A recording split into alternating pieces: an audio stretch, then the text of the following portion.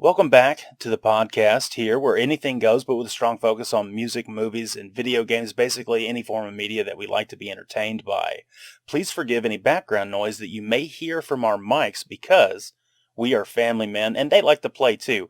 I'm Protodead, your host, and my guest today is All I Do. He's a family man and video game enjoyer. All I Do, did I miss anything there? No, not at all. Thanks for having me. Yeah, man. I appreciate you agreeing to be on, and then we can, get to know each other a little bit better and talk about some video games and family stuff. How you feeling? What's new in your life? Oh, not bad. It's a lazy Sunday. Kids are at church. I got the 5-year-old here with me. Just steady as she goes. Yeah, that's great, man. That's really great. I like this time of year where it cools off a little bit and the sun isn't so, oppressive. Yeah. It's once that humidity rolls out, I can actually breathe again, it feels like. So it's a welcome change of pace. I wish Arkansas would do a little bit more of easing into it instead of, you wake up one day and hey, it's winter. Yeah. But you get what you get. Yeah, it's the same here in Oklahoma. I mean, same phenomenon.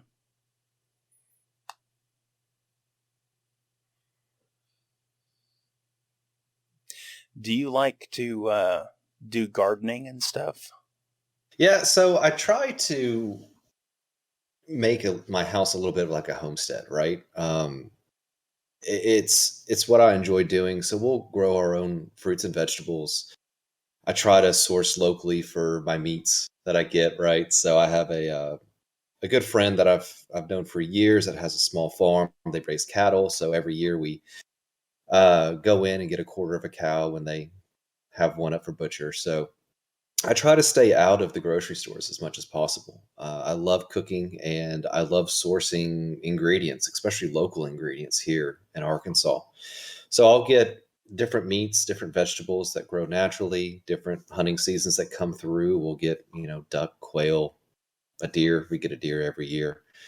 Personally, I'm not a big hunter, but I know a lot of families that are. And so, if they take their kids out and they don't really need to save a deer, I'll get one from them. They'll have it processed, and I have meat for the year. So it's really enjoyable.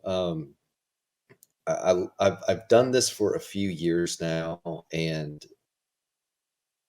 the taste, the quality of the ingredients that I have to work with is just astounding, right? I don't have to deal with big box stores and flash frozen vegetables anymore. We can our own vegetables that we have extra of. I make Shit. the computer went off, but I think I'm back now. Sorry about that. Yeah. Um, no, but it's just been a great experience, and having the kids at home, having everybody here, especially with the last 2 years with COVID and this pandemic, and us being at home more often, right? We've been able to focus on a lot of things that were just used to be hobbies, now have become kind of a way of life, right? So it's been really enjoyable. I got to expand my cooking repertoire. It's just been a great experience here lately. Hell yeah. Yep. So you said you do some homesteading. So I know some people think of that as like as soon as you say homesteading, the imagery that comes to mind is like a guy in a flannel jacket, like chewing on like a cigar stub or something with an axe on his shoulder, like going out in the morning to like go kill something. No, I'll rock the flannel jacket, but really it's just to annoy my wife, right? No, I mean we live in a suburb outside of Little Rock, right? So we're not in an area that has tons of acres, right? So I have a small house in a neighborhood, right? Okay. But the thing about it is that it used to be country, right? So what they're doing in this neighborhood is there's a bunch of horse pastures and working horse ranges. Mm-hmm. And what these developers are doing is they're buying land and they'll just pop up 80 houses um, in a small area. Yeah, pack them in as closely as they can. Yeah, which is okay. I mean, I grew up on a few acres out in the woods outside of Little Rock. So I grew up in the country. I had a house that had a big yard. Not for me. I hate mowing. It's just a pain. Mm-hmm. But I got a our, solution our, for our that. yeah, our spot's nice because we have horses in the backyard, right? We're actually butt up against a working horse ranch that has about 8 horses. They do rodeo. And I Okay. actually know the family pretty well. I used to work with the son-in-law a long, long time ago.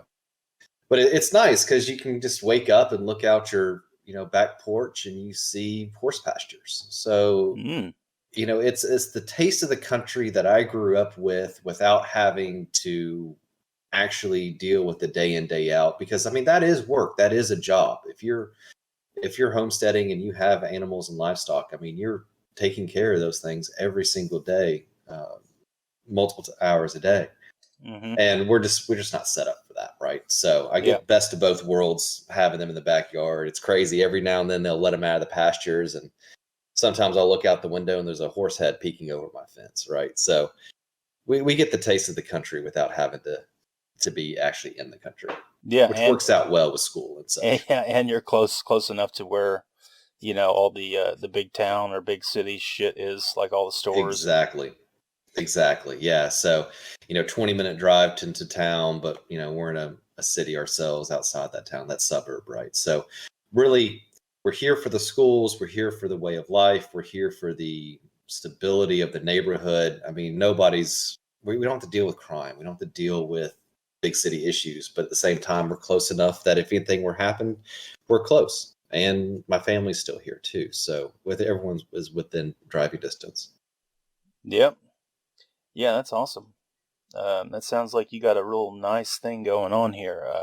I live a little bit further out. I don't live as far out as I'd like to live. I mean, I'd like to have, 200 acres on the side of a mountain or something like that, but Yeah. that's just not feasible. Yeah, the dream would be to own several acres up north, North Arkansas. I love the rivers in Arkansas. I'm a avid fisherman, which I've been slacking off lately and haven't been able to go out much. Yeah. But you know, small house, couple acres on a river. I mean, that's my end goal. With our jobs and the way of life that we have right now and the kids, it's not really feasible for me. But definitely my retirement goal. Yeah, that's cool, man. That's real cool. I've never been into fishing. I don't really.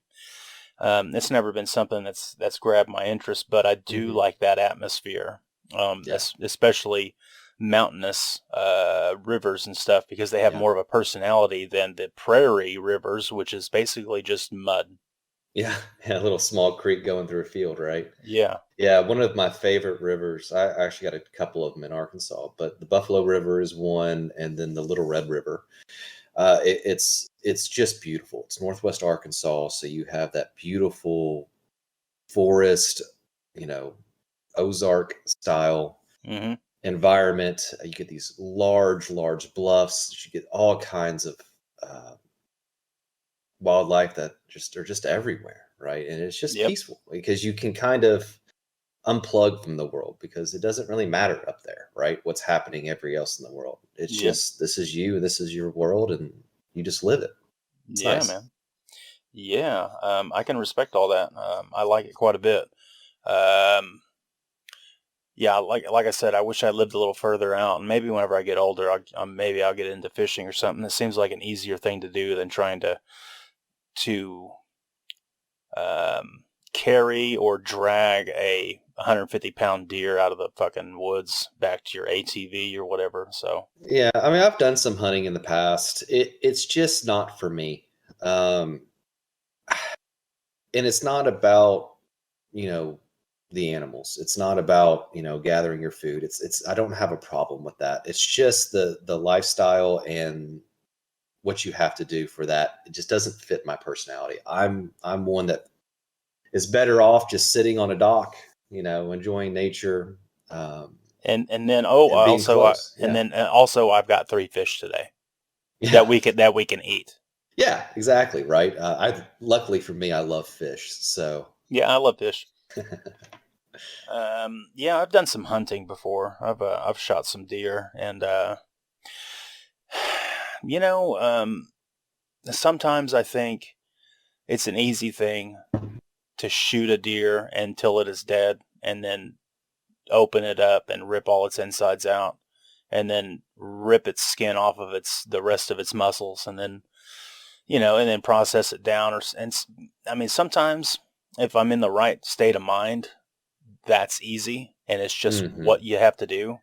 And then sometimes it's like, I don't know, man. It's just I don't want to be a part of it. Like I don't even want to do it.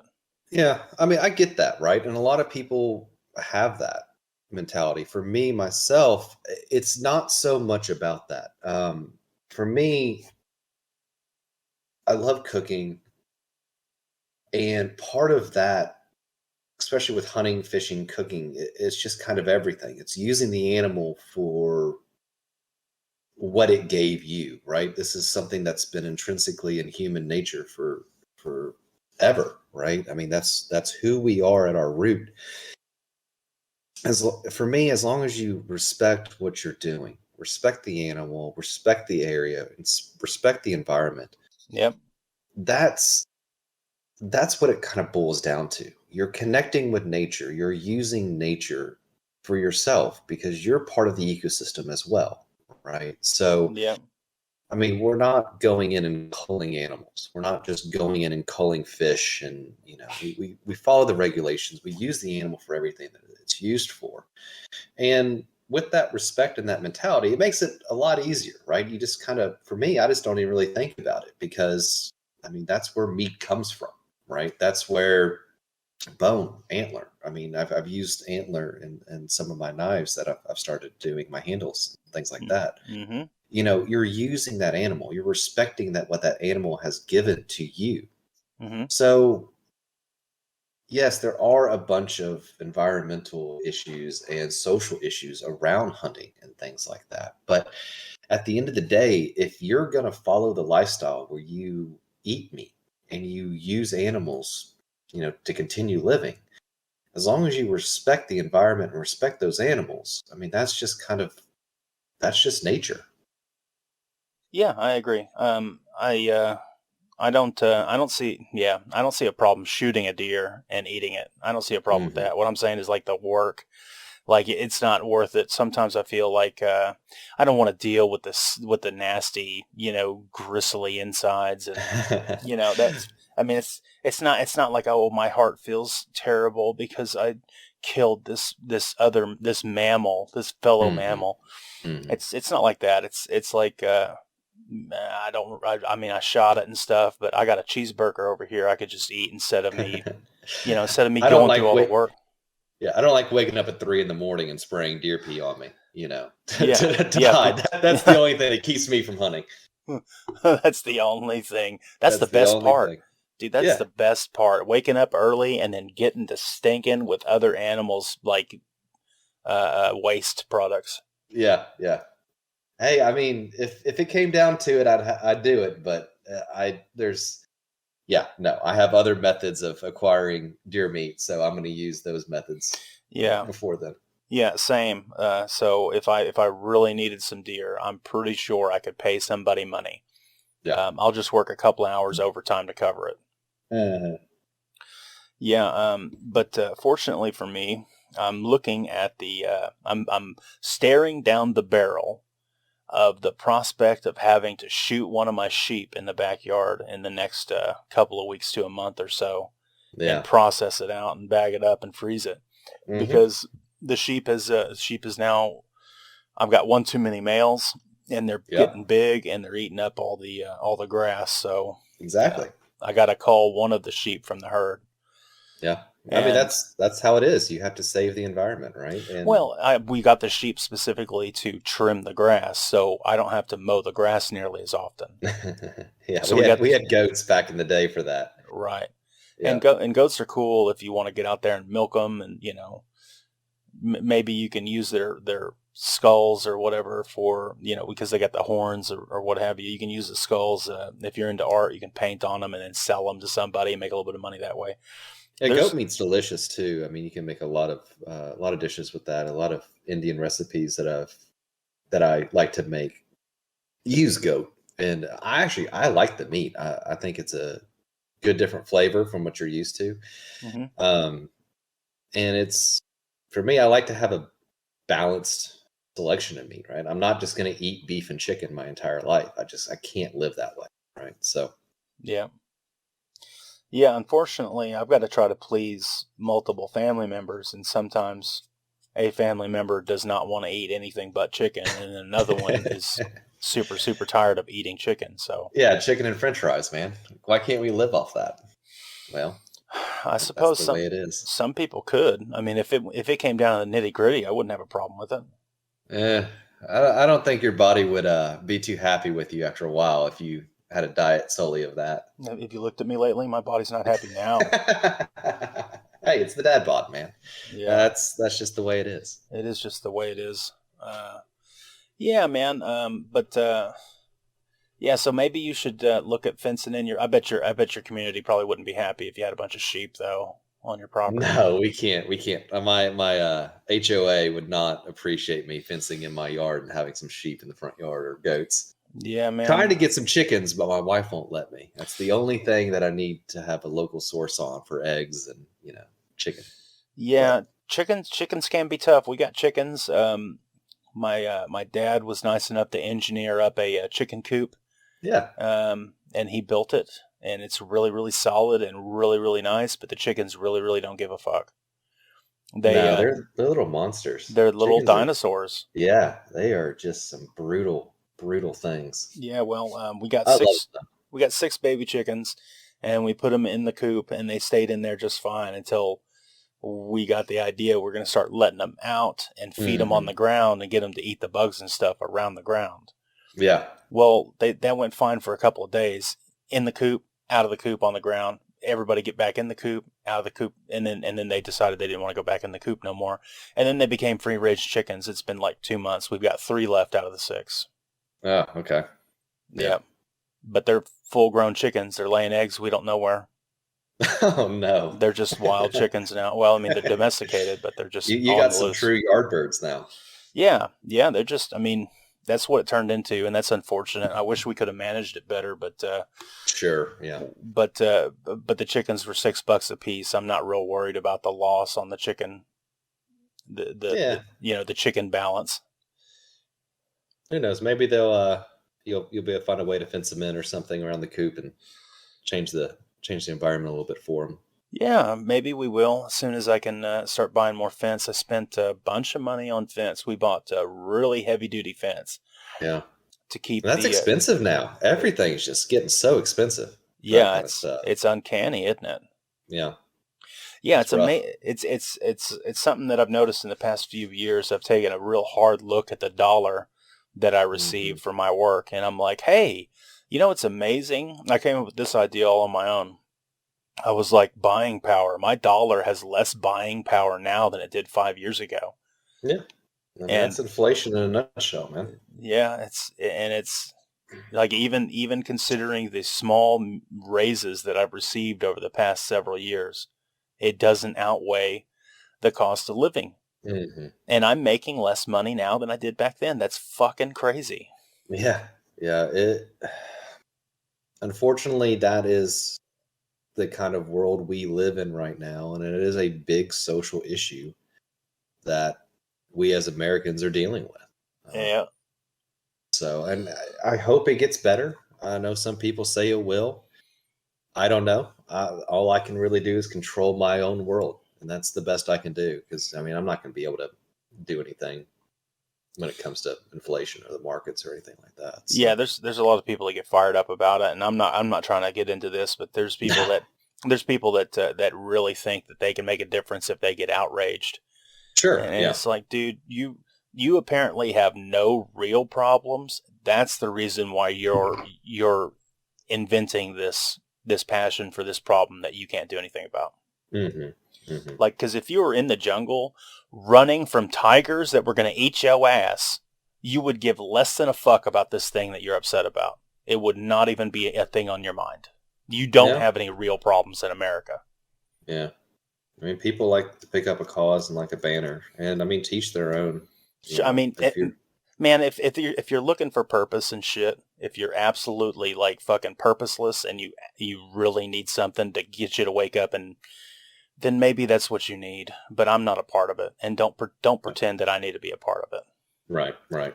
Don't inconvenience everybody else Yeah, for that. don't try to paint me in a corner, because all you're going to end Mhm. up doing is losing a friend. Yeah. No, I get you. Yeah, I think it's as we get older, maybe. I think as we get older, we get more mature. Yeah. Maybe we start looking at Priorities shift, right? I mean, you once said you, at the very beginning, we're family men. I mean, really, at the end of the day, the only thing that matters is our family, I our agree. kids, and everything else is just kind of noise in the background that you filter out, and you try to go day by day and live the best you can. But it's just, what noise are you filtering out? Right? Yeah, man. That's a beautiful way to put it. Noise to signal ratio. What are you going to mentally, what are you going to tune into and what are you going to tune out? Mm-hmm. Yeah. Yeah. Yeah. Fuck yeah. Yeah. So, maybe you do need to move a little further out, because dude, having a home owners association, that's, that's not, it's me and my wife long time ago. We said we will absolutely not put ourselves in a predicament where we're answering to somebody else about what we do. I mean, we have less freedom now than what maybe we did 45, 60 years ago. Relatively speaking, we have less freedoms. I don't need an association telling me what I fucking can or can't do on my own property. Yeah. I don't. I hate it. I wish they did more, put in a park, do something for the kids. It's just, I don't know. There's no best way to explain why you would ever want something like that, right? Unless they were really doing something like a gated community and they're paying for security, or, that kind of stuff, or mowing your lawns, or I don't know. They have to give back a little bit. I haven't yet to see anything that they've given back to the actual neighborhood. Yeah, I think the only thing it is there's a lot of people that say, I want to have a certain feeling whenever I enter my neighborhood, so everybody has to present their property in a certain way. That's what Yeah, I I get mean out of it, that's really what it boils down to, is that. is keeping up an appearance. Yeah. Well, I mean, I love my neighborhood. I wouldn't trade it for the world. We have some great kids in the neighborhood that are my kids' age. You know, it's a safe neighborhood. If you're not coming into our neighborhood unless you have to be here, kind of thing, right? And everybody kind of looks out for each other, and you really don't get that in big cities anymore. Sure. And that's kind of why we moved out to the suburbs, a little bit further out. We're actually in a different town itself, about 45 minutes away. But you get that kind of old feeling of, your neighbors are looking out for you. And that's rare these days, right? So it's nice to have something like that. So I take the good and the bad, and you weigh it out, and it is what it is, kind of deal.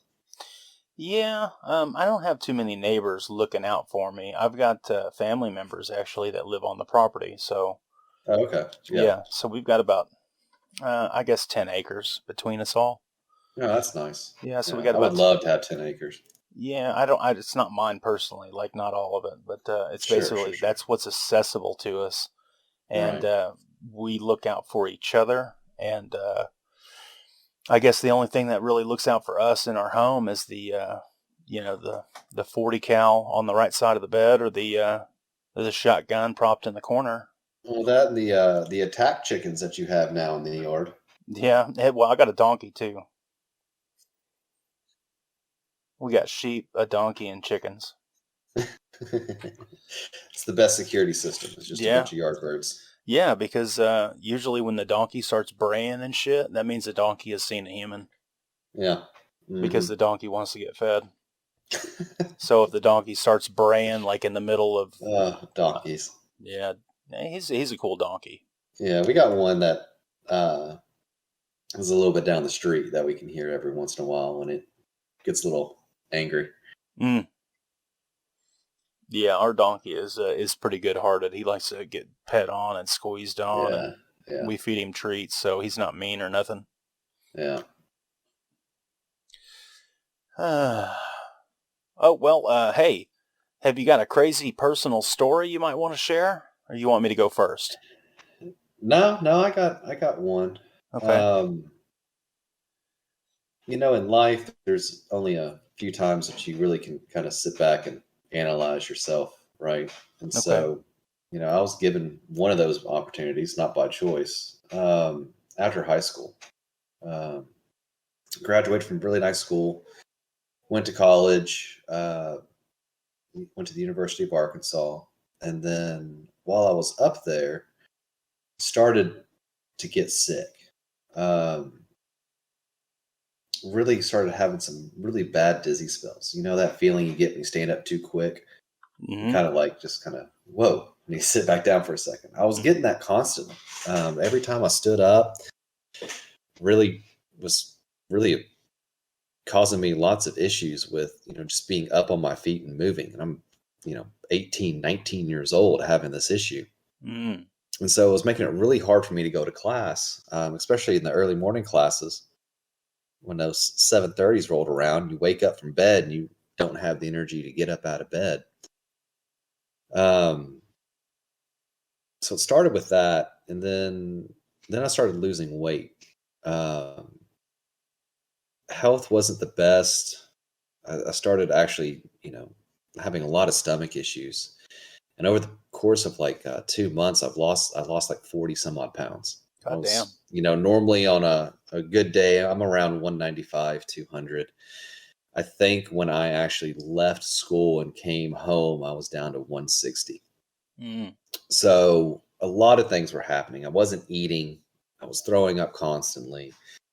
Lots of stomach issues. I was passing out because couldn't keep any food down, and nobody knew what was wrong with me. Right. So I figured best for me to move home and start getting the test done. And it took around 6 months for them to actually figure out what it was for me. I mean, I think around month two, after having all these medicines that weren't doing anything, they started actually doing more tests. And at one point, they thought I had a brain tumor, and it was kind of crazy being 19 years old, sitting in bed, not being able to move very much because you're just so tired because you Jimmy. can't keep any energy down. And the doctors say, "Hey, we're gonna send you to go get an MRI of your brain." Mm. And I remember that appointment, um,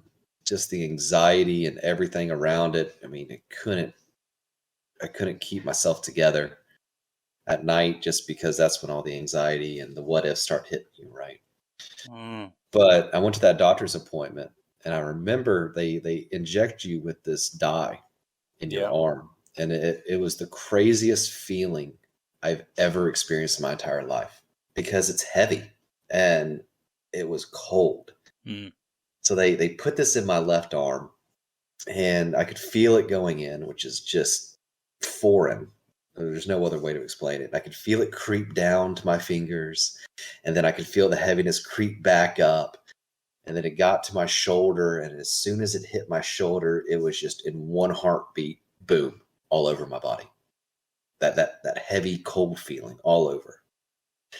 And so it was nuts. But luckily, test came back fine. I didn't have a brain tumor. It was okay.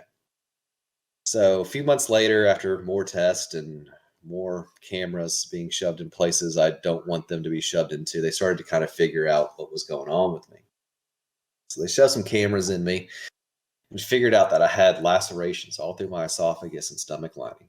And it wasn't like a true ulcer, but it was just these little cuts all up and down my stomach and my esophagus that was causing all this heartburn and this reflux and the vomiting and the loss of the weight, because those were just basically causing food just to go through me without me digesting anything.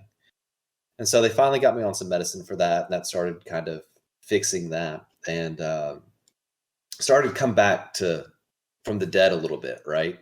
Mm-hmm. And started gaining weight back. I got some weight back. I got up, back to 180 or so, but I was still having the energy issues, the dizziness issues. And so eventually they took me to the doctor's office. It was the cardiac, I don't know the medical term for it, was the heart doctor. Okay. So they were going to test for my blood pressure. And what they did is they put me on a table, and this table was designed that it could pivot and flip you upright really quick to get that head rush feeling. And so what they did, and they explained it to me, we're going to put some nitroglycerin under your tongue, and we're going to flip you up really quick, and we're going to see what happens. I said, okay, that doesn't sound too bad, right? Nothing too scary there. I mean, I'm past, brain tumor at this point, right? So at this point, so it's like, oh, you're just going to flip me up? Oh, no big deal, right? Mm-hmm. And so they're like, okay, if you're ready, we're going to be ready too. And I said, okay, cool. Yeah, I'm ready. I'm ready. Let's do this. And so, okay, I'll call the doctor in. Okay. And I wait about 5 minutes, and all of a sudden this team of like 6 people come into the room.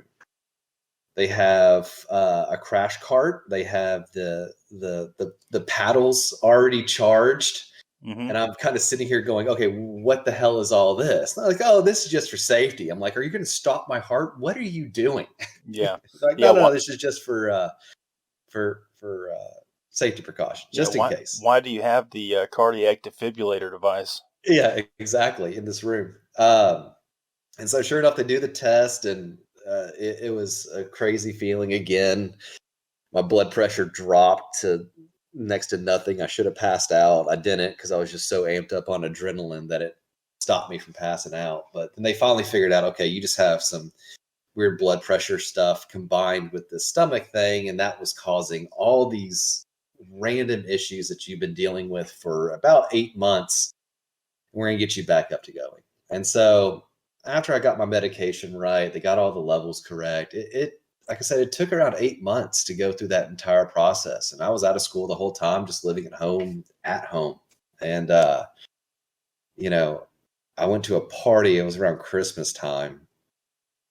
Party at a friend's house. It was my first outing out of the house besides going to the doctor's office or anything like that. And there were some pictures taken. I look back at those pictures like, man, I literally looked like death. Oh, fuck. I was pale. I was inside for 8 months. I was, skinny, but the wrong kind of skinny. Yeah. The skinny that you get from not eating and just having, death at your door, it seemed like. So, fuck, man. It goes back to, like I said at the very beginning, it was just one of those times, and you get very, very few of them in life, I think, that you can really deconstruct yourself to nothing, because everything that your self-image, your self-worth, your ideas, your beliefs, they all kind of get destroyed and deconstructed to a base level, and you can have that opportunity to kind of build yourself up to be hopefully a better person, right? And I think I'm a better person because of that. A lot of my life decisions and my career choices and what I've done in my life was because of that time. I never went back to school. I've always been into computers, so when I started feeling better, I just kind of got a job just fixing computers, and that job led to another job, which led to another job, which led to where I'm at right now in my career. And it was about 15 years ago, and where I was there, where I could be, I don't look back and I don't have bad feelings towards it, because I think I am who I am today because of those moments and that deconstruction of myself and being able to rebuild myself to be strong, independent, and really, in my mind, focusing on what was important. I mean, in our society now, in my generation, it's just you go to college, that's what you do, right? But it really opens up life that you can be successful as long as you dedicate and work, and always work for a better future for yourself. I mean, there are plenty of things you can do without a higher level education. And I think I've kind of proved that a little bit with that. So, I always have family members come back, oh, you need to go back to college and get a degree. And it's just kind of like, well, why? why do I need to spend all that money for something that I'm doing that I'm more successful than some people who are graduating with higher level degrees? I mean, it just, I don't know. I was able to buy my first house because I didn't have that college debt. And so as a millennial, who a lot of my friends are still in their 30s struggling with their first home, Mm-hmm. you know, I was able to not have the burden of debt going into my life and my career as an adult. And I think that was a really important thing. So that's the one life story that has kind of shaped myself. And you think about the timing, right? 18, 19 years old, you're going through something like that. It really, that's the time you're structuring your life for the next 10 years. I mean, again, don't get me wrong. I fully believe that you can change your career and you can change your life at any point in time, and you should never be burdened by the thought of, age being a restriction. But I think because of my age at that time, it did lay the foundation for where I am today. Wow. Yeah, it's pretty heavy. I totally agree with you.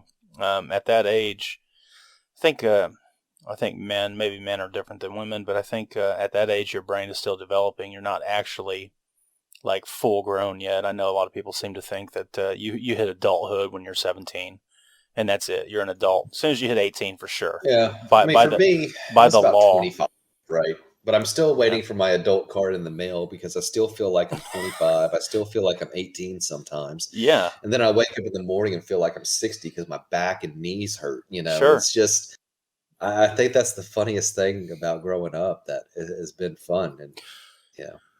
Yeah. I think most sane people, they constantly are at odds with that feeling, or they're struggling with that feeling because I remember when I was very very young and I was working a real adolescent job. There was a person that was an adult, like working at a teenager job. And that adult said, "It's funny. I thought I'd be an adult when I got out of high school." And Mhm. then she said, I thought for sure once I have kids, that's when I'll be an adult." Yeah. Because she was just, young, partying, just kind of Sure. living in an apartment, doing whatever. And she said, one day I woke up and I was 40 years old, working at a teenager's job, and my kids are teenagers or older, about to be adults themselves, and I still don't think Hmm. I'm an adult. Hmm. Yeah. And No, my wife complains, or I complain to my wife sometimes because I'll come home and I'll just be like, I just don't want to do this adult shit today.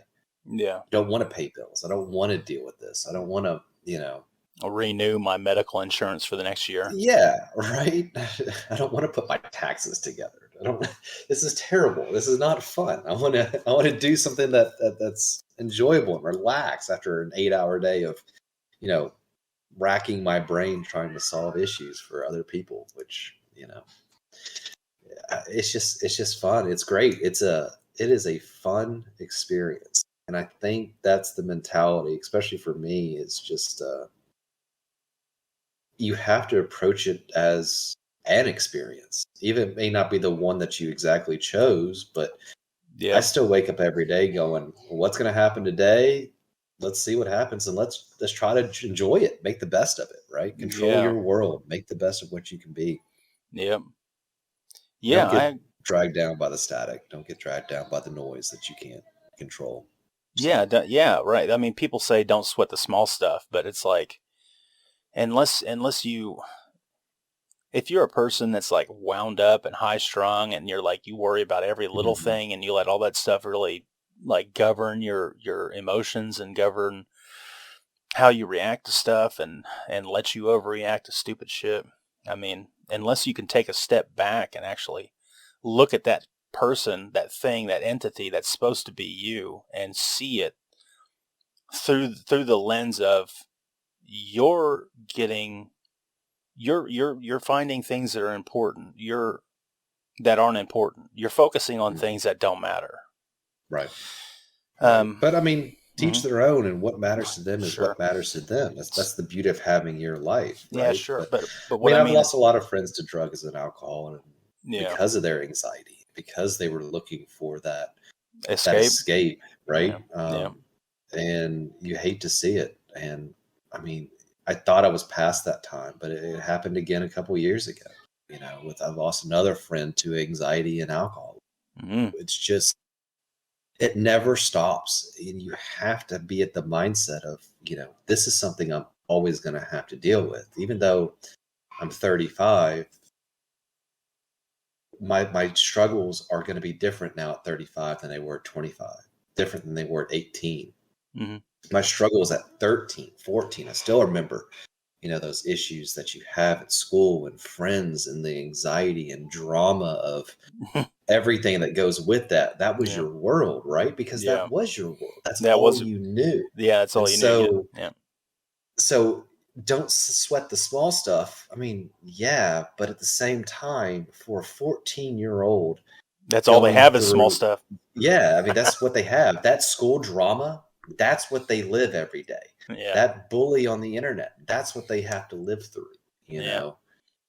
So, you just have to be in the mindset of always looking out for you.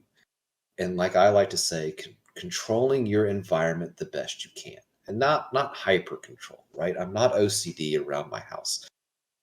My house is a mess. Sundays are clean day, right? So we haven't done it yet. So you're not controlling it that way. You're controlling it in the way that when I wake up tomorrow, I have my job, I have my kids, I have my wife, I have my cars, I have my house payment, my bills are paid. I'm controlling everything so that nothing comes out of left field and completely uproots my life, and I have to deal with something else that's going to take priority over what really matters, which is my career and my kids. Yes. So, stabilization for the future. Real safe, like everything is real, like stabilized. Yeah. And it's nice to be prepared that if something does pop up, that you're able to take care of it. I mean, to a certain extent, but you're never really prepared for everything until it happens. Yeah. But yeah, I mean, that's the stability that I shoot for, so that I can have a clear mental space, so I can think about the things clearly and not make rash decisions on life-changing events that may happen, right? So. Yeah, I totally agree. Like you said, you were better geared up or tooled up to try to take care of your first home or whatever, because you didn't have debt from school. Right. Yeah, right. I didn't finish college. I dropped out. I went to college for a little bit, and then I kind of got disinterested and decided I was just going to take some time off, and it became an extended vacation. Yeah, I get that, and I just want to say this: I was never anti-school. I never really. I don't. It's not like I don't like to learn. I learn every single day. Sure. Right. I'm a Yeah, sysadmin. I work with computers. I do that. But a lot of my learning is self-taught, and a lot of it's because, ooh, that looks interesting. I'm going to go learn that. Yeah. It's just the structure of school didn't fit the way that I would say my brain works. Right? I think that's true to a lot of people, and unfortunately, a lot of people just bullheaded, just work their way through it, and they get out the other side, and they, and they can maybe become successful, and that's fine. Yeah, I mean, my wife thrives in it. She loves school. She has multiple degrees. She loved every minute of it, to tell you the truth. And I have to kind of pull her back every once in a while because she wants to go back, right? But it's, because there's other opportunities besides just getting more degrees. But, it's to each their own. And that's just who you are as a person, right? You're not going to fit this cookie cutter mold that everybody else follows, right? Everybody's unique in different ways. And, use that uniqueness for you. Be the best person you can be that you know how, right? So that's just my belief on the thing. Yep. Yeah, man, words to live by.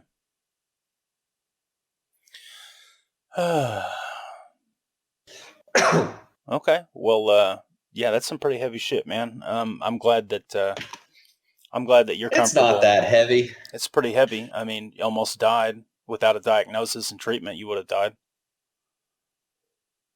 Maybe. Yeah, I'm pretty sure.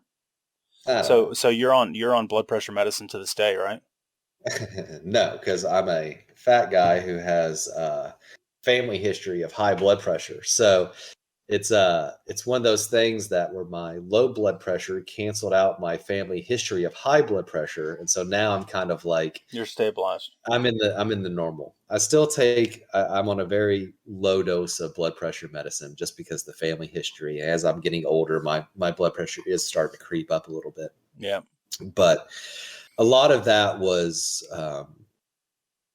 through other heavy stories that we won't get into today. Mm. But a lot of it was, stress and anxiety Yeah. were causing heart palpitations, right? And so the blood pressure medicine kind of mellowed me out a little bit, but it's one of those things that the health benefits of how it made me feel and what the doctors were seeing, they're like, yeah, just stay on it. It's an extremely, extremely low dose. I think the lowest they can give out. So it's really just kind of more of a precaution because my family's history is so bad with heart issues. I think all the men in the family have died from some sort of heart issue over the years. Well, I mean, yeah.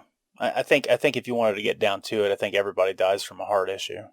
Well, I mean, some sort of organ not working anymore, right? Well, I mean, It's just I kind think of death in ultimate. a nutshell. I think textbook. It's like because your heart isn't pumping oxygenated blood to your brain anymore. Yeah, yeah. Either that or some sort of cancer or some other organ failing, right? Yeah, but ultimately, that organ Oh failure yeah, leads to. your true definition of death, right? Yeah. Yeah, Yes. If you yeah. want to I'm being be facetious. yeah, exactly, right. Oh. Okay. So yeah. So your story is really impressive, and it conjures up a certain set of feelings. Unfortunately, my crazy personal story is going to be a little bit maybe more humorous and lighthearted and silly. Yeah. Um, so my oldest son, Dominic, he lost his first tooth, and you know how that can be pretty special, Oh yeah.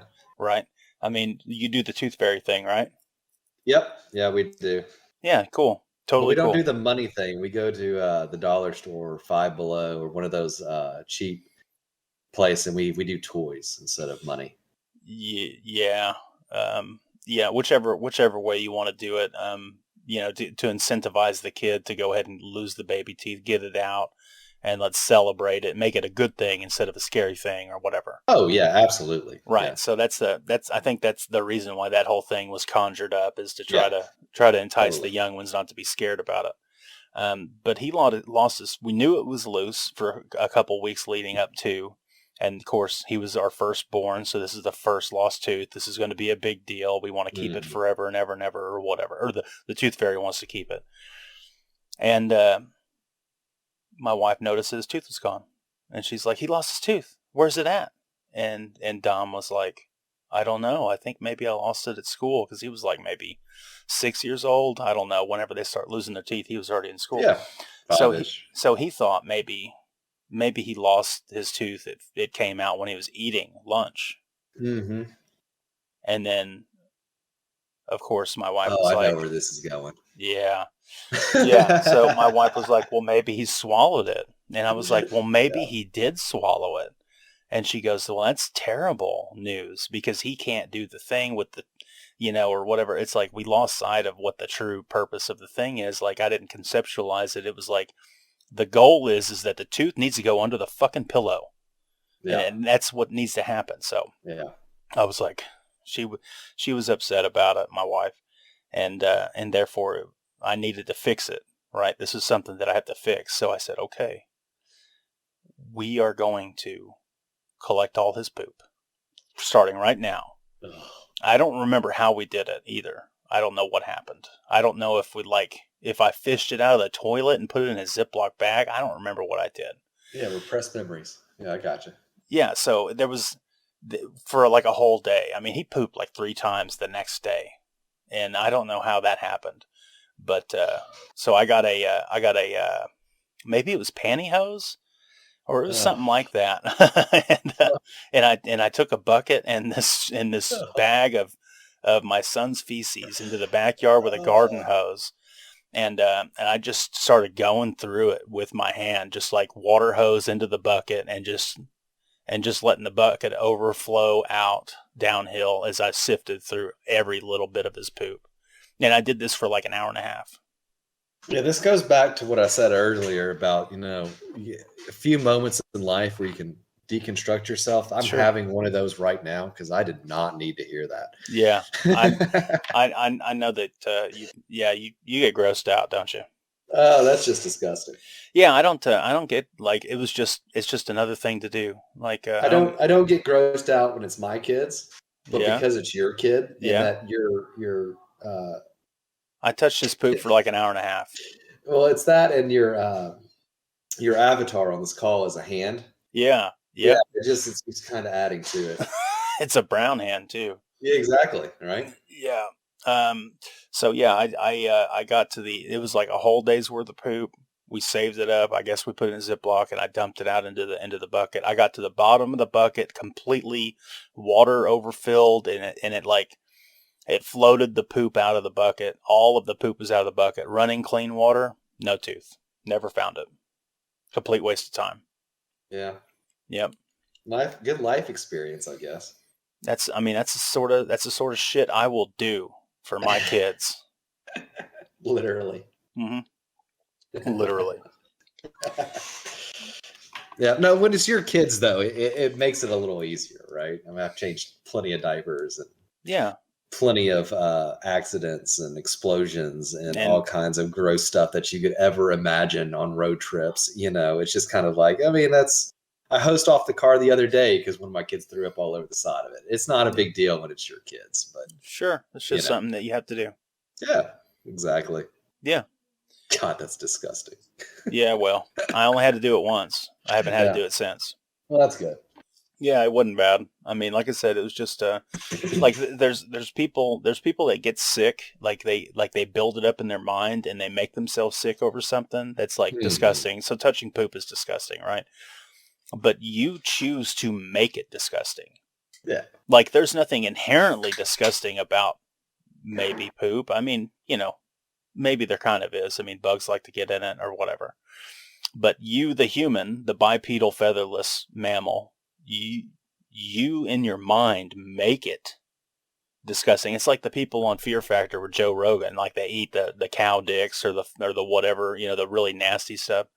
Sure. It's like they can't choke it down, not because it's absolutely impossible. They can't choke it down because they have built it in their minds to be something that is so revolting that their minds make their body fail, is what I'm saying. I mean, some of that stuff just tastes gross, though. Have you ever had Rocky Mountain oysters? That stuff's disgusting. I've had, I think I've had cooked ones. They were cooked. No, they're good. Well, yeah, to each their own. I didn't like it. I'm not a fan of it. You ever eat liver, like beef liver or whatever? Yeah, liver's good, right? I got about 4 pounds of cow liver in my deep freeze right now. Some people absolutely hate tongue. it. Yeah. Yeah, tongue's good. Liver. It's got a flavor. It's not my favorite. It's not my favorite either. It's not like I could eat liver all day long, but no. I mean, some people love the iron taste. I'm just not.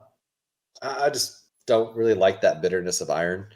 Not to say I don't like bitter things anyway. It's just I prefer not to eat that. Most of the time, if I use heart or liver, I'm going to use it for fishing or something along that lines. Yeah, as bait or something along there. But grandma, God, she loved liver and onions, and so before she passed, I think I made her liver and onions 10 or 12 times before she passed. But that was her favorite dish, and I made good liver and onions.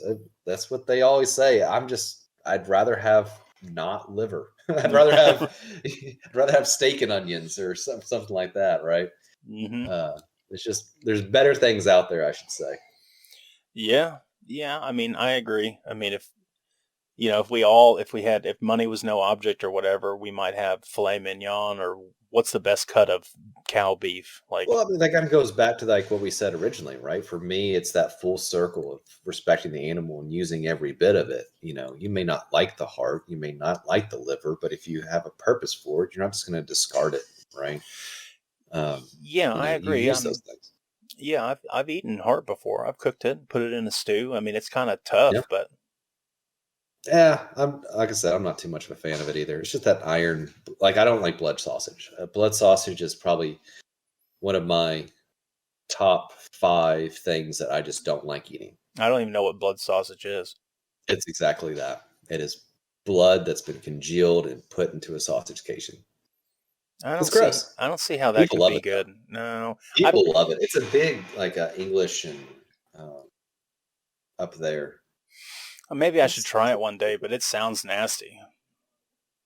it looks nasty. It's black. It's not what you would think about eating. But I mean, if I'm starving and I'm on the frontier and there's Yeah, nothing else to eat, I'm and, eating some blood and sausage. and you have to preserve it because you don't need food just now, but you need to make sure that you have some sort of food a month from now. Yeah. So I Yeah, mean, it's smoked, right? So it's one of those things that you're making sausage casings. You're making sausage. It lasts forever. Yeah. I mean, gonna have to. it's what you did, Right. right? Yeah, I agree. I mean, it would be nice to be like. Okay, so I want to say this before I jump into the other thing about video games real quick. Sure. I've drank blood. Have you ever drank blood before? Yeah. It's not good. It's not the greatest thing in the world. I made the I don't. I didn't get sick from it. Like nothing, as far as I know, has come from it. But we killed a hog. I Hmm. didn't shoot it, but the wild hog died, and we Yeah. cut it open, and I just took a handful of its blood and drank it like out of Yeah. my cupped hand, and it was weird. It was different, but Yeah. I've had beef blood before. It's not something that I'd rather not do again, right? yeah, So, I don't think I'd need to drink blood. No, but I just wanted to do it just to see what it was like. right. At least I Yeah, can say I did. I The mean, other, I've eaten eyes before too. I mean, it's the yeah, same thing. It's eyes are just, pretty disgusting. yeah, they're not good. Like fish eyes, because I'll Yeah, make fish head soup and stuff like that, and it yeah, makes it like really, really fishy. It's good hmm broth, but sometimes yeah, the eye floats around. You just, I sure, just wonder what that tastes like. It doesn't sure. taste good. It's No, not the greatest thing in the world. I've had a nope. duck beak. Like I bought duck heads from the Asian market, and I cooked the duck heads. Oh yeah, yeah. Yeah, and you know what a duck bill off a duck head tastes like? You know what the bill tastes like? Can you even eat that? If you cook it, it will soften up. Oh, okay. I'm assuming It tastes like like feed or. it tastes like a thick old fucking toenail. Oh It's just like a big no, ass toenail. Yes, that's disgusting. that's like all it is. The beak. No, It's I like can't. softened bone Yeah, that's just with no good yeah. marrow in the middle. Is it bone? It's I some don't even sort know of carrot. It's like fingernail. It's like some sort of keratin. I guess so. I guess it would have to be. We need to get a duck expert on here. Yeah, I'm gonna have to Google that later. That's yeah. interesting. It was nasty. I took a big old bite of it and I chewed it and ate it, and I was like, okay, no more. Yeah. I'll eat some of the meat off the rest of the duck head, but I'm not eating the fucking bill. No, no. I like Uh, duck though. Duck's delicious. yeah. One of my favorite birds. I don't really get duck around here. Mm. Uh, Arkansas is known for their duck, so they come in every season. They have a lot of ducks that fly in. a lot of We're known for shotguns. our duck hunting. Yep. A lot of shotguns. Mm-hmm. Mm-hmm. I think that's the reason. So, like, if like you were saying, out on the range or whatever, and you needed to make sure that you had food, and then I said a month. You know, like you need to have food in a month. I think that's the reason why in video games we like the survival video games where you start from nothing and you Yeah. have to get enough food and enough water to keep staying alive. But then Yeah. that's not enough. You also have to now build a place to live.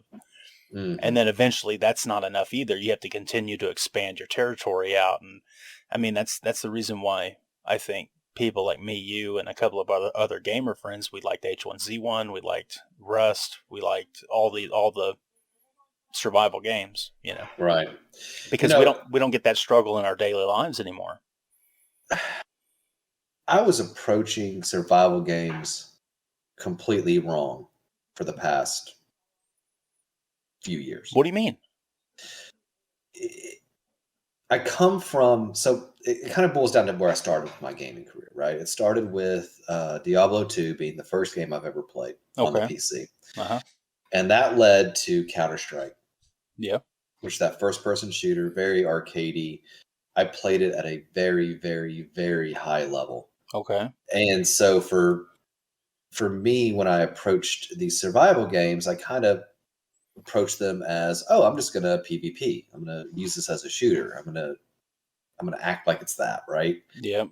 And I kind of missed the purpose of the game. The whole idea of it's not about the PvP. I mean, yes, it exists. Yes, it's a great way to obtain items and, map control and things like that, especially like in Rust, right? Yep. But it's the exploration that I wasn't doing, right? Okay, this is a survival scenario. I'm going into an environment I've never been in before, and I'm trying to piece together the things and build my compound and make it work for me, right? And protect myself. I'm missing the point of that, the role play of that, the story of that, right? So I was actually talking to Sindori the other day, and I kind of told him about that, and I was like, "Hey man, I'm kind of excited to do a survival game again and really get into it." And so, we talked about Rust a little bit, and then Quantic started talking about the new game that's out, which is the Cycle, right? Cycle Frontier. Yep. And we played a little bit of it. We played it the other day together, and it's kind of it's a breath of fresh air coming from Tarkov. I'm not going to lie. Yeah. Especially with the way the guns work. So I'm kind of have some high hopes for it. I'm really hoping the survival genre in general kind of takes the lessons from everybody else and starts, building something really, really good that's going to be out there. I mean, Rust is doing it with their stuff. They're always putting new things out there. It's just amazingly.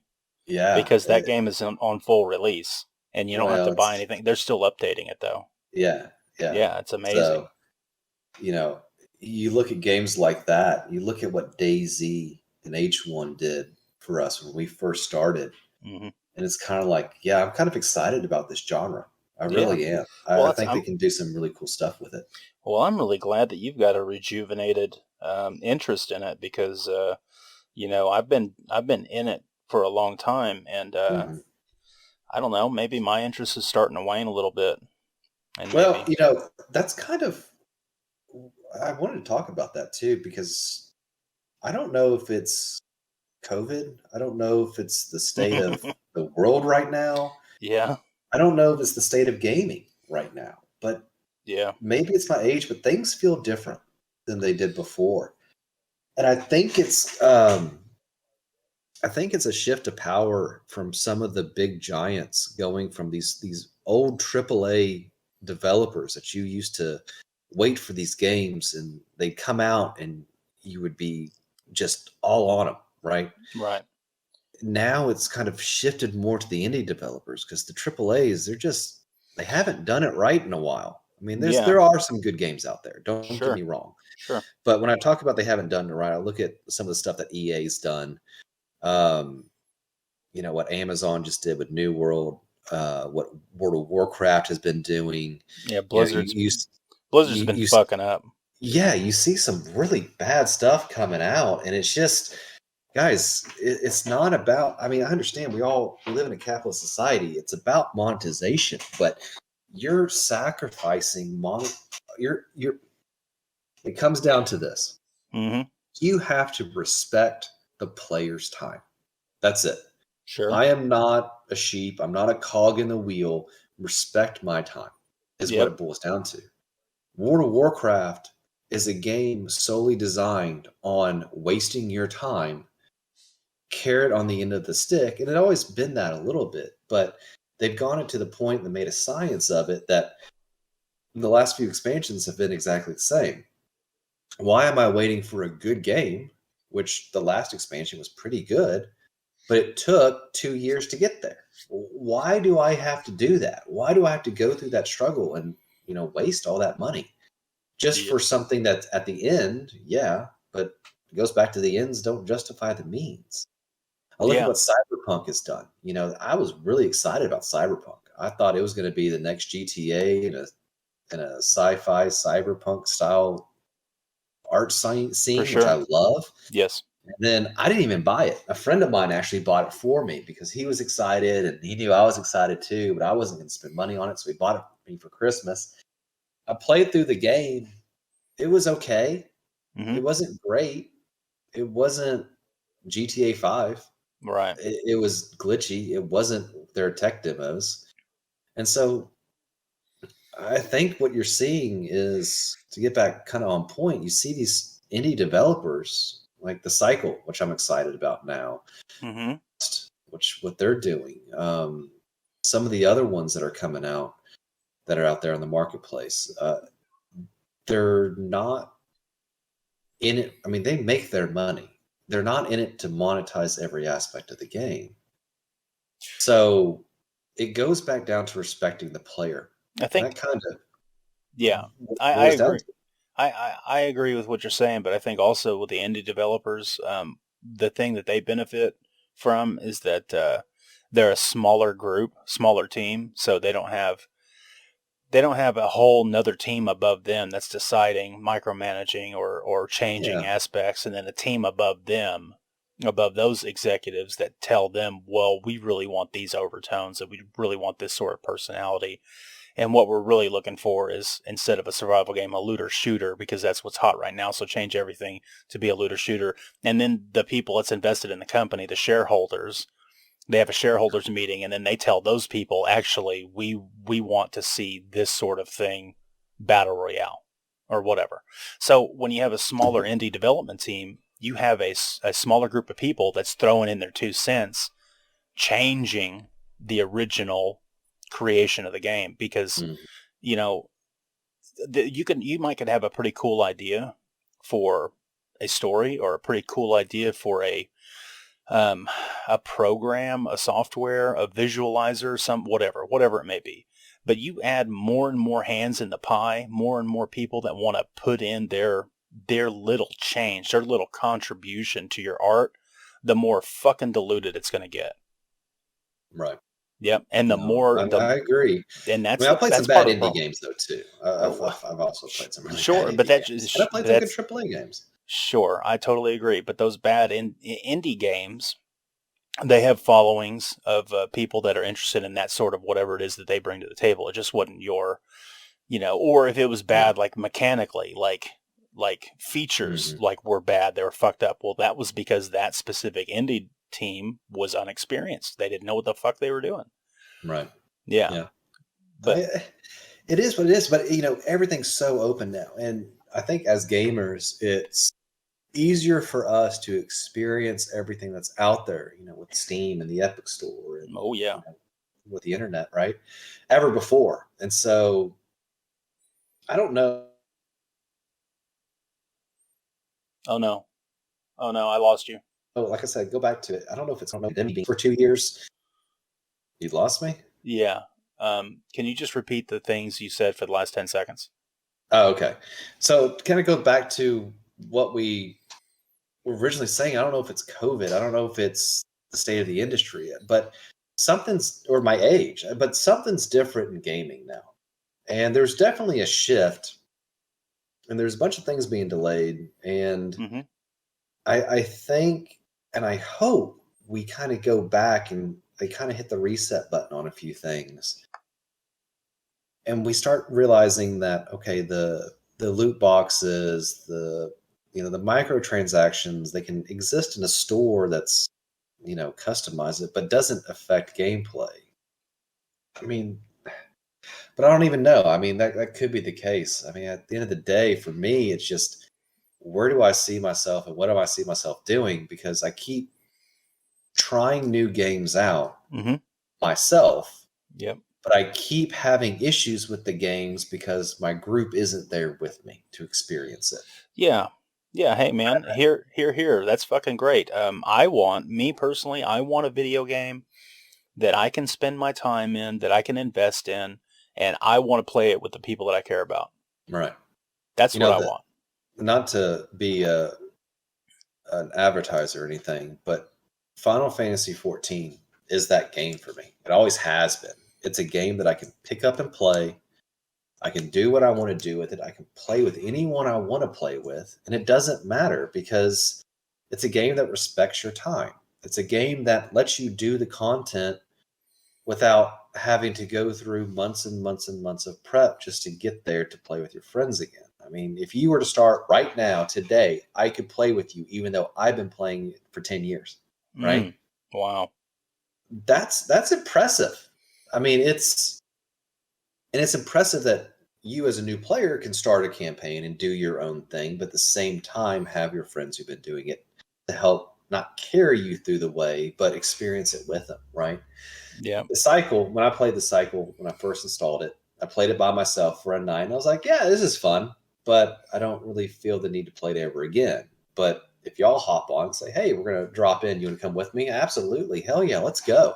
You know, that kind of thing. Because I know I'm going to have more enjoyment going in with buddies and friends and experiencing things together. Yeah. And I think that's why survival games have been so cool lately for all of us, because we're all working for a common goal. We can do things by ourselves, but at the same time, at the end of the day, survival is survival. I mean, the script is pretty much out there. What are you doing in that game? Well, we're surviving. So there's no tiers or there's no content that's locking you out of it. It's just kind of, you start naked and you build yourself up to a base and you get your stuff and make yourself safe. And if someone joins you, they can join in with you, or, you know, you could start over again with them. It doesn't matter. And that's why it's so exciting with the survival genre as of right now. Yeah. And what they bring.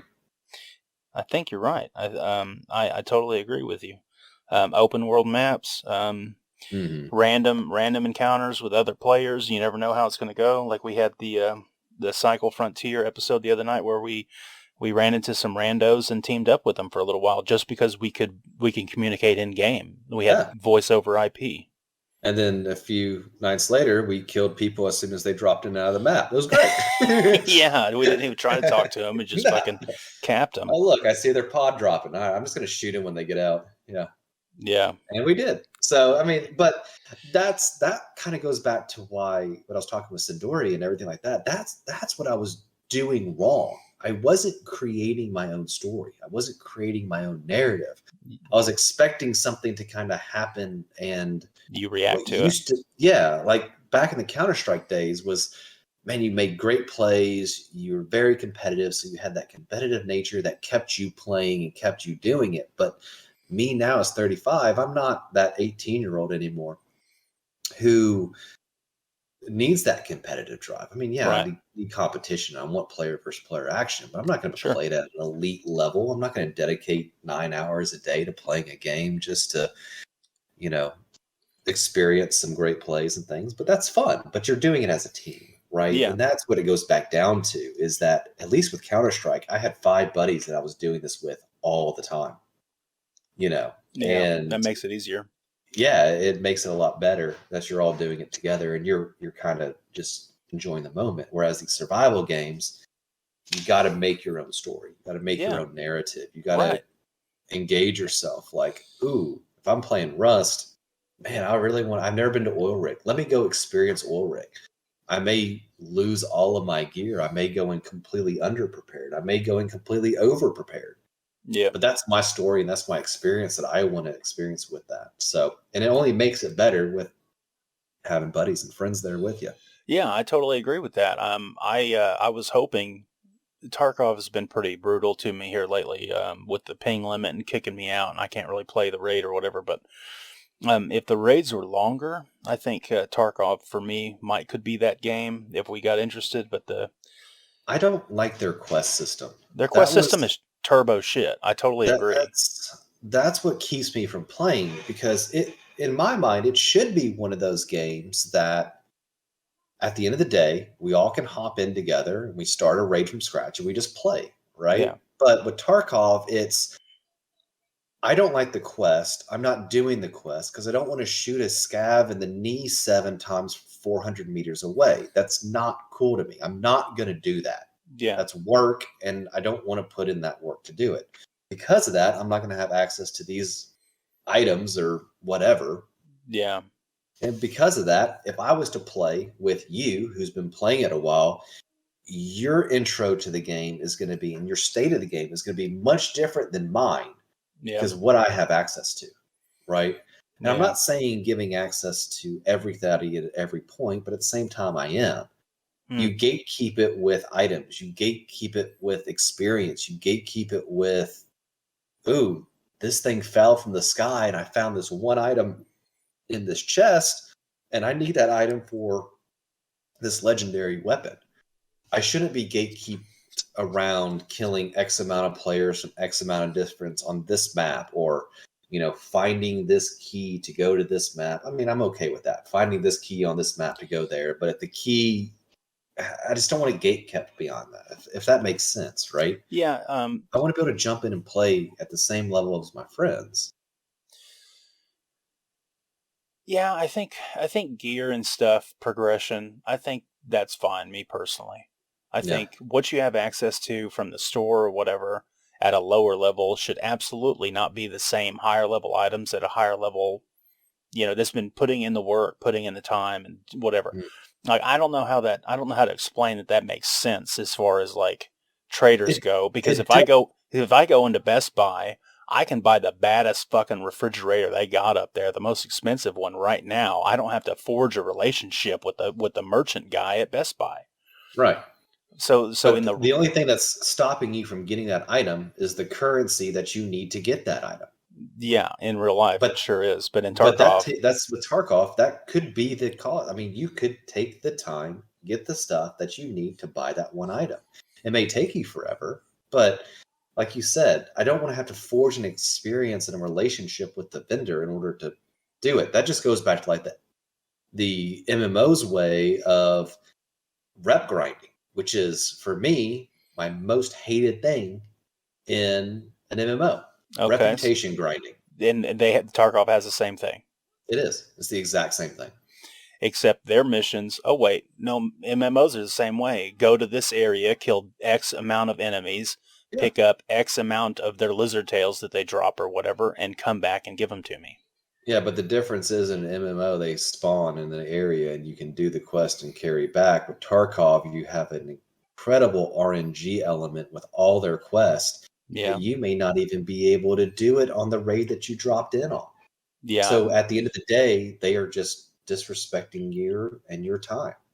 Yeah, there's some aspects of Tarkov that I don't like the RNG on. I really don't. But there's some of the things that people say it's RNG, but it's actually like complex formulas that are crunched in the background. Yeah. If my bullet penetrates a guy's helmet or not. You know what I mean? Like, people say that, they say, I would rather have Tarkov specifically. My bullet does 20 points of damage to your helmet, and then that's it. Once your helmet is at 0, my next bullet pins your helmet. That's not the way Tarkov systems work. Tarkov's is completely more complex than that. So you don't know for sure if your first bullet will ricochet, or if your first bullet will penetrate but only do a third of the damage that the bullet is rated for, or if it will penetrate and kill the person immediately. Yeah. Like, you don't know. And I don't know. Cool. And I think that's cool. And I think it needs to be actually more complex than that. But people say that's basically RNG with another name. But Tarkov's doing things right. They are, but they have bigger issues than just the bad quest, in our opinion. Because that's just opinions, right? Because some people may love that kind of stuff, right? Yeah, I agree. They have bigger issues with the ping limits and the disconnects and other things that are going on with the game. And the cheaters and the fucking desync and the hit registration. That's beyond core mechanics, right? So hopefully they can fix that stuff, because they're still developing that game too. But sure, Tarkov's a sweet game. It really is. They're doing something phenomenal. They are building something that other games are going to emulate for years to come. Yeah. And they wanted to make a realistic shooter, and I think they've done a really good job with that. They're doing a great job. I'm going to jump back into it once 12.12 update hits. Should be around Christmas, and I'm going to check it out. They're going to add a bunch of shit. Supposedly, I mean, their development schedule is completely fucked. They can't get it. It feels to me. I hate to be a hater, but they can't get shit pumped out fast enough, man. It's like they fucking delay everything and they delay it again. And it's just ugh. Yeah, well, But there's a lot. It's complexity, and they had to work in out the kinks. in 3 years, when the game is in full release, in 3 years, I bet the game will be fucking a rocket ship. I mean, it's Yeah, already like super popular. yeah, no, definitely. I mean, if it hits the check boxes for a lot of things that people are looking for in games, they just have to work out some other things besides core mechanics to make it the best game they can be. Yeah, So, I want to. My dream is I would like to sit down at the computer, and you guys are already on, and I can sit down and I can log into the game and I can jump into the raid that you're already in, and just yeah, post up on a hill with a sniper rifle and just sit there for 45 minutes to an hour and a half, and we can just jackjaw and bullshit, and it's like, oh, I see somebody running across the way. Where are you guys at? Oh, we're over here. Okay, well, I'm gonna take a couple pot shots at this guy. If I shoot him, fine. If I don't, whatever. yeah. And they just sit there and just bullshit, just like you do in an Hmm. MMO. You can just sit there and talk about real life while you're playing the game. But all of a sudden, guys, somebody pops smoke off in the distance, so we got players in the area. Yeah, I mean, that would be pretty cool to have an open world, just always open Yeah, style. like Rust is. Yeah, yeah, That would that be would the be cool. best. That would be Hmm. cool. But so you found a little bit more of a rejuvenated interest in survival games. Do you know that the guy Dean Rocket Hall that originally created DayZ is now making his next game? Oh, is he? Yeah, it's called Icarus, Icarus. and it's something that we probably need to check out whenever it gets to a beta phase. There's people that he's let play the game, and they've done some interviews and stuff, and it's a lot. It seems like it's a lot like the Cycle Frontier, where like it's Yeah. instance based, where like you decide to go down to the surface of the planet from the space station that's above it or whatever, and you go down there and you try to get some shit, and then you got to get back up before the next storm rolls through, or else you'll be Mhm. obliterated or some shit. The future of survival. I like it. It Is looks that? pretty. Oh, you typed it up, looked it up. Yeah, I have to look at it. I've never heard of it before. Yeah, Icarus. I've been following its development through a couple of the YouTubers that post shit about it. But Dean Rocket Hall is real down to earth. He's listening to the community. It's really fucked up that he left. He left the company doing DayZ right now, but DayZ's not finished. They're still in development. But I Dean thought they Rocket, stopped that. I thought DayZ no, was dead. Dead. no, we still need to try out DayZ. I bought DayZ. Sins has got DayZ. My dad's got DayZ. We should probably try that one day. It'd be cool, but no, they're still actively developing a Bohemia. Okay, Bohemia Interactive is the ones that are doing DayZ, but Dean left. He quit the company and he made his own company. So Okay, yeah. So they took it over because I think they had a lot of people left, but then he had a maybe they falling came back. out. He had a falling Yeah, out with shareholders or some shit. He didn't like he was having to answer to people about his project, so yeah, that makes sense. he had to leave it. He created DayZ and then he had to abandon it. It's pretty fucked up. I think I have DayZ. I know I had H1Z1 is the one that just is dead. Dead. It's dead, turbo dead. It Yeah, I don't probably needs think to I stay have that way. DayZ. I'll have to pick that up at some point. I'll check out the sales and be more mindful of that because I wouldn't mind to play something like that. Yeah, yeah, I've been wanting to try it out, but I know Rust has kind of replaced it a little bit because all the stuff you can do in that game, and it runs a little better. It's a little more user friendly. yeah, What yep, I've seen, I agree. but I have a couple games I'm looking for. Of course, the new Final Fantasy expansion Endwalker drops in December, so I'm gonna be playing that just because that's my baby. Didn't it drop It's just a big update recently? Yeah, they're about to do it. They just pushed back their release date on the expansion to December. Oh, But it was that supposed to game's come like, out in November, right? yeah, it was supposed to be this month, but actually a couple days from now. But it's a month from now. So, but I mean that game with the cutscenes and the voice acting and everything else, I'm so invested in the story. It doesn't matter. I play it for the story at this point. not like a traditional MMO. And then there's this new game that Amazon's pushing out. It's called Lost Ark, and it's actually been out in Korea for a while now. And I was actually able to play a little bit of it on the Russian servers. And it's a fun little game. It's Tell me kind of like about it. top-down ARPG. Mm. It has some open world feel to it, um, but it's I think it's going to be a fun little game, especially with Diablo 3 being bad, Diablo 2 coming out, and that's just still Diablo 2. There's really not anything in the ARPG realm, which is going back to where I started with Diablo 2 being my game that started me in gaming. Grim Dawn's cool. I played a lot of Grim Dawn. Okay. But Lost Ark has more of the MMO community style feel. So Whereas, whenever it comes out in America, it's going to be one to look out for. For me, at least, I don't know if you'll go down that way because it's not really survivally, but it's definitely refreshing against that old MMO grind, which I can't do that anymore. I just don't have the time to play games like I used to. Sure, I agree. So I don't. I mean, yeah, I have the weekends and stuff that I can get some stuff done, but I mean, I don't want to come home from work after a long day and kill 12 boars in a forest. I'm over that. Yeah. I'm over that grind. I'll do Mhm. that on a Saturday morning when the kids are asleep and I can do my own thing and kind of zone out and just play the game. Yeah. But when I'm coming home from work, that's why the survival games are great. So I can jump on, do what I needed to survive, jump off, right? Sure.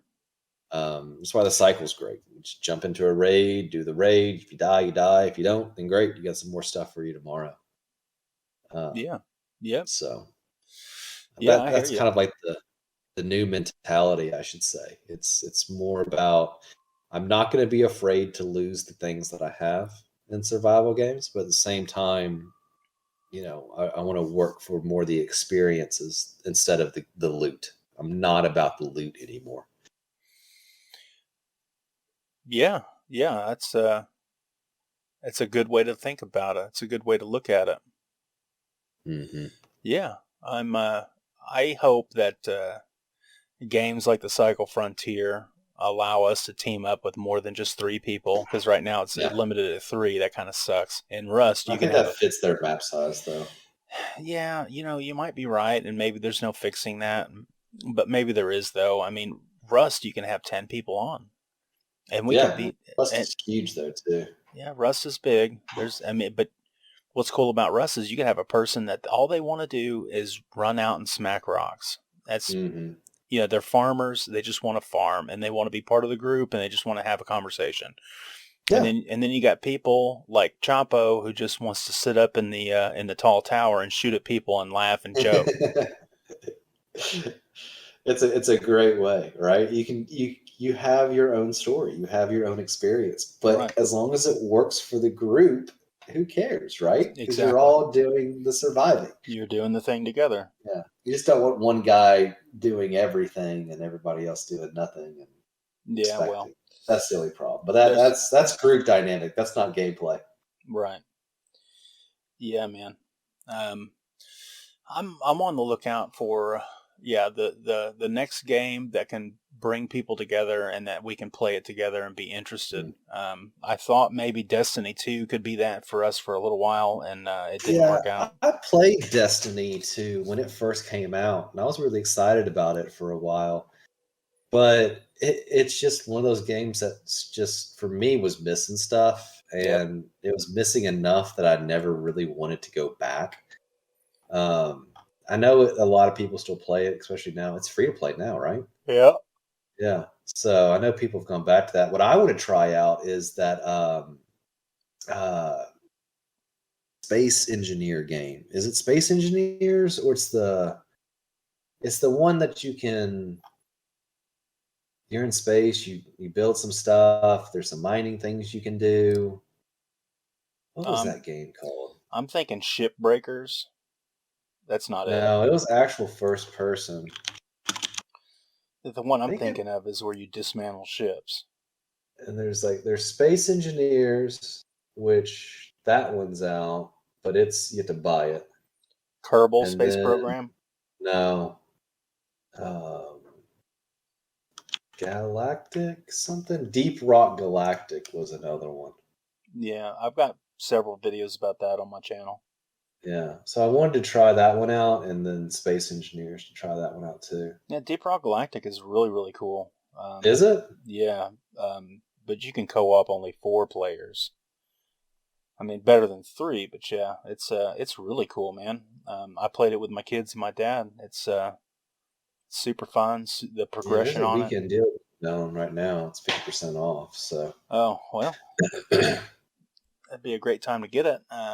we have to look into that. Yeah, it's a whole lot of fun, man. I really enjoyed it. I think Red's got it, and he played it with his son. Mm-hmm. Yeah, I'm a big fan of that game. It's real casual. It's got some humor in it, but Yeah. it's one of those games where you don't fight other players. You just fight AI. So Sure. Yeah. so it's a co-op, a strictly co-op game, and you can go down on a mission. So it's just like the cycle where you have a hub world, you do your upgrades, you equip your dude with whatever weapon and stuff that you wanna use, and then you launch out onto the surface of the planet or whatever, Mm-hmm. and then you do a raid, and the raid's over when you reach the end goal. Like, you've got to do a thing at the end, and when you do the thing at the end, it activates like this self-destruct thing, and you got to hurry up and get back to the ship, or you're gonna get blown up on the asteroid or something. Yeah, that's cool. Yeah, I Yeah, think I need to try that game out. yeah, it's plenty cool, man. It's real sparkly. It's real eye popping. Mm-hmm. Another thing that I really like in games is crossplay. Yeah, that's Because nice. there's guys that I know, they don't have a computer. They just have a PlayStation 5, or they've got the Xbox One X, X1 X, whatever the fuck the Xbox Yeah, One. whatever it's up to now. Yeah, and they want to play a game, and I'm like, dude, I'll play with you. And they're like, well, I've got Xbox. I'm like, well, fuck you then, Yeah, right. because I'm not sitting down on my couch. I don't have any friends that play consoles anymore. Yeah, I have. They're not my friends anymore. No, I'm kidding. Oh, I'm kidding. wow. I'm kidding. I'm kidding. Yeah, No, it's not like that. yeah, PC Master Race. Uh-huh. No, No. I've played Warzone with a few guys on console, and I don't personally like the game Warzone, but I like playing with other people when I can. Mm-hmm. So I'll play Warzone with other people just to play with them, because I'm not anymore. The game sometimes doesn't matter so much as the experience. Right. Yeah, Sometimes that's no, more I important. agree. Yeah, it's So all about those experiences. I mean, I'll I, play Stardew Valley with somebody just because it's fun. Yeah, I think I Sason and I, we played Satisfactory together a while back. And if oh you yeah, never heard of Satisfactory, it is like Factoroid. Have you seen that on Steam? Factorio. Yeah, Factorio.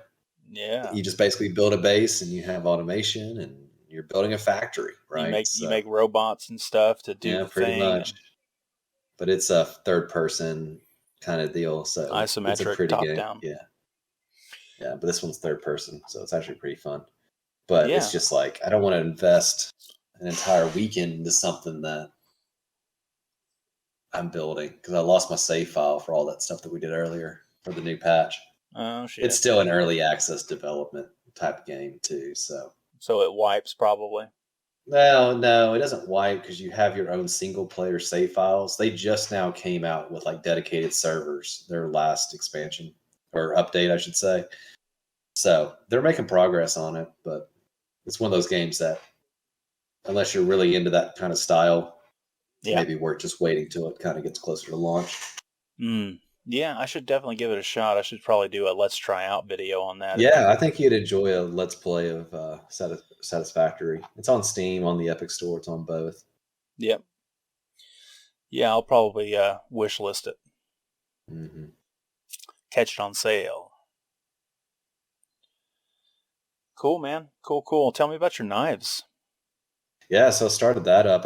I sent that one picture to y'all of the flip knife that I made. Yeah. It's one of those projects that I'm pretty excited about just because I like tinkering. I've always liked to make stuff, but I really never had the space nor the tools to do it. And so, what I really wanted to do at the end of the day was just make a knife set for my kitchen, right? Yeah. Since I like to cook and everything like that. But so I've never really had a good chef's knife. You know, from someone who's cooking all the time and doing that, you'd expect me to, but it's just one of those things that I think I would be happy to be like, yeah, I made this knife set. Yeah, that's my butcher knife that I made. You know, I get Yes. to sharpen it. I get to put all the stuff in it. I get to do all that with it. So that's the end goal. I'm still kind of limited in space just because of like the house setup, you know, just because I Yes. live in a suburban home Mm-hmm. with 3 kids. I can't really have a lot of blacksmithing tools laying around in the garage. Yeah. So I'll have to find some way to expand or make a shed or something like that if I was to get into actual smithing or anything like that. So as of right now, it's a lot of either prefab blades that I can build the handle with, or I can get a just piece of like O1 steel or 1095 or something like that that I can cut out the plane of the blade and then, you know, sharpen and heat treat, things like that. That's my next step. I want to make a heat treated blade myself. So Oh, really? Okay. yeah, I don't know if I want to do a charcoal in the backyard or ship it off or what yet, or even build a blowtorch kiln in my shed. But as of right now, I'm limited to space. So everything I'm doing right now is all prefab kind of kits, kind of things that I can just kind of shape my handle, use my sander, use my sharpeners to kind of get it to where it fits my hand, you know, the way I like it. So Yeah. that's where we're at right now. Yeah. It's a fun little hobby. I'm not going to lie. Yeah, it is really fun. It's really cool to have steel and have a finished product, and it becomes a tool. I mean, Mm. obviously, there's something very attractive about a knife blade. You know, as a man. Yeah. Yeah. Yeah. I like, it's just, I like making stuff. And I think people appreciate, you know, there's always been that artisan push as of late for, you know, getting away from the commercialized, stamped out Chinese metal, right? Sure. And getting something that's more handcrafted, hand designed. Yep. And it's kind of opened up a lot of other areas too, where it used to be like, ooh, I'm afraid to work with a metal, or I'm afraid to work with wood, you know, and just let me go to Walmart or some box store, just buy what I need. Right now, I can go into Home Depot where I can see something that needs to be finished. And it's like, oh yeah, I sanded down a handle for a knife that was made out of wood. Why can't I sand down this stool leg that needs to be refinished? Right? Yeah. You know what you're going to do, and you're seeing things differently now. Where what used to be, well, that's broken. Well, now it's well, I could probably fix that if I wanted to, that kind of thing. Yeah. So That's pretty that's all. handy. It's nice having the tools to be able to be a little bit more self sufficient. Because I mean, for me, that's my end goal, right? Be as self sufficient as possible. Just not to be doomsday prepper or anything, but just I don't like driving to Walmart. I don't Yeah. like driving to Home Depot. Let me just fix it here now, because what I need to be done is typically at 10 o'clock at night. And so let me just do it now and get it over with, kind of deal. Yeah. I can respect So, that. yeah. Yes, I agree. Doing a little bit of stuff yourself, having a physical hobby, a hands-on hobby, Hmm. it does teach you other things Hmm. that you can employ in ways. Yeah, I totally agree. Yeah. I got some things around the house that need to be fixed that aren't as scary now. Yeah. Definitely. Yeah. So you've completed how many knives now? Just my one, and I've started the handles of another. I want a good fillet knife for my fish, so I Mm-hmm. started handles for that, and I'm probably just going to buy a pre-made blade itself to go with it. So that project's going to start off pretty soon. I got to wait for holiday seasons to kind of kick off a little bit, make sure we didn't spend too much on Christmas, right? Yep. But yeah, that's probably going to be the next knife. And then once I get comfortable with everything and I get some more space, then I'll start getting into my culinary knives and actually making my own blade, because I want my chef knives to be everything from scratch from me, right? I don't need to be smithing out iron, but I'm Yeah. fine cutting it out. But I want to make the whole process start to finish. Yeah, that sounds really, really great. If you're really interested in it, I know you probably don't have a whole lot of time, but maybe you should do some internet searches to see if there's any blacksmith groups in your area. Yeah, I have. There are a few. I have a coworker whose neighbor is an actual blacksmith, and he does everything out of his house. That probably going to try to get in touch with him. We've talked a little bit about it. See Good. if I can just go hang out for a day, see what he's working on, see what he's doing. Be the Yep. grunt work just to kind of watch it. And see if I really want to get into that because that's a big investment, Sure it is. not financially, but time wise and And space wise. yeah, because you can't. The part of the problem I've got with a lot of tools and stuff is I don't have a lot of space to set them up. So Hmm. pretty much my space to set up is like, well, if I want to do the bandsaw, if I want to do something on the bandsaw, then I have to clean the one space out, put the bandsaw up, do my bandsaw stuff. Well, if I want to do my sanding stuff now, well, I got to put my bandsaw back down, and then Right. I got to put my sander up, and it's like that's a constant struggle. Yeah. I mean, it'd be different if my garage wasn't full of, you know, fishing decorations and kid stuff, right? Yeah, But, you know, just don't have the space for it right now. yeah, So I it'd be interesting. But I know you can get around that, but then it's the headache of having, a 2-year-old, 5-year-old, and 10-year-old running around. Last thing. I mean, she brought me a pair of scissors the other day. I'm like, where did you find those? mm, Last thing I need her is finding a smithing anvil or something or trying to picking up something like that. And mm, plus, where do I even put an anvil? I don't even have a place to put a 500-pound anvil or whatever. How much do they weigh? yeah, a lot. Yeah, this the anvil that I've got is in the back. It's not really an anvil. It's an anvil like structure, and Yeah, it's just outside yeah, underneath the tree. Like yeah. I can't bring it inside. It's just outside. No. So that's like you got if you want to do forging, then basically you have to figure out a way to either make it mobile where you can wheel it out, put casters on the bottom and wheel it out of the way when you're done easily, Hmm. or you need to find a place on the property and put it permanently outside underneath a small roof, like shed Right. roof or something. Yeah. I mean, that would be like end goal for me to have a nice little like rocked area with a little overhead, maybe attached to a shed to keep things out of the rain. But um, we just don't have the yard for it. So I don't know if I'll ever get there.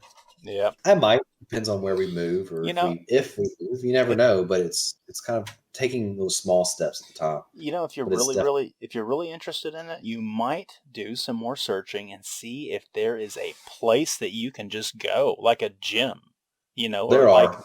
I like mean, you can just there's go and use their facilities at the place. yeah, there are, but I'm kind of weird about that though too, I about am using too, other because people's stuff. I only But like I can going. always get a plot of land and put a shed on it too, Yeah, something like that. but then if it's away from your house, then you have to go there and then you have to come back to your house, and Hmm. it's like, Yeah, yeah, that's rough. See, I only like going to work and to the grocery hardware store and then to the house. that's That's pretty it. much me in a nutshell. That's all. Yeah, yeah. So I'm the same way. I just need a little bit more land at the end of the day. Same. But I got some other things. I got to get back into fishing. That's my big thing. I got to get back into. That is my mental health reset that I haven't had in a couple years, just with everything that's been going on. Sure. So I You mean, know I got what? other. Maybe you should try flint napping. What is flint napping? Oh, it's like one of the stone knives. Oh yeah, yeah, yeah. Yeah. See, That'd be interesting. I've been wanting to do that too, but see, for you to make the blade, if you can source some obsidian and you Yeah. whack on the obsidian and and if you're able to make a knife blade out of it, that takes the whole heat treat out of the process. It takes even though obsidian's extremely fragile, right? But it takes Right. you don't have to do forging, you don't have to do shaping, you don't have to do sanding, you don't have to do sharpening. I mean, obviously, it's not super ideal for a smooth cut, but Sure. like if you're chopping up some tomatoes, you couldn't do that with an obsidian blade. I mean, you could, but they wouldn't come out like you'd Hmm. want. But maybe that's Right. something. Maybe that's an idea to toy with because you can just sit in the garage and smack the stone with another stone. Yeah, that would be pretty neat. Yeah, we made candles. I got the girls yesterday, and I had some old had the girls yesterday. We had some old candle wax that I had in the closet for years ago. So I was like, that'd be a fun little thing for them. So we got some dyes and some candle wax, and I had them all make their own candles yesterday. So the girls love that quite a bit. So, just doing little fun little things like that, especially with the kids, I think it's going to help them. And yeah, it's something I need to focus on too. I totally agree. I need to start doing more activities with my sons. Yeah, it gives us something to do together. Yeah. Yeah, I'll keep you updated on my knife projects or what have you. I'll send you an invite to my Discord. I don't know if I've ever invited you to my Discord. I don't think so.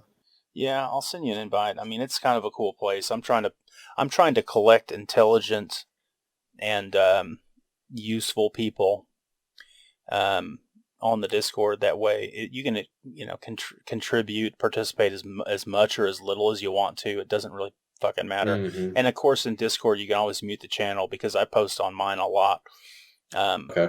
I used to post on the Goonies quite a bit, but I got discouraged from doing that a little bit here not too long ago. So I started on the content, but yeah.